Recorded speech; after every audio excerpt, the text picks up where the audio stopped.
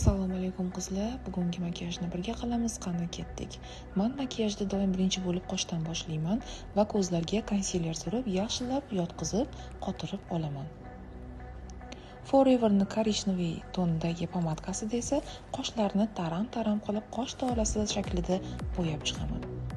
Обязательно Dior highlighterida qoshni tagiga surib olaman. Qosh yana ham ajralib ko'rinib turishi uchun. Ingichka kist yordamida tenni уголок shaklida rastashovka qilib chiqaman.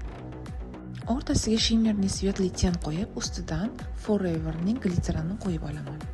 Kipriklarni tagiga korичневый qalam bilan soya berib chiqamiz va Inglot podvodkasida узкий chiroyli нежный qilib podvodkani uchini chiqarib olamiz. Mana ko'rishingiz mumkin, вообще нежный chiqadi.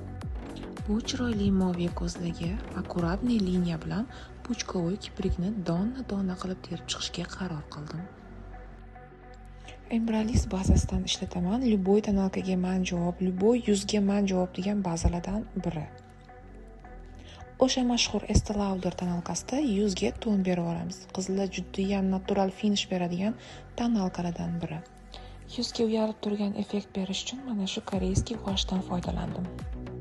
Yuzga forma berishda men korrektordan emas, bronzatordan foydalandim va bu juda ham chiroyli effekt berdi.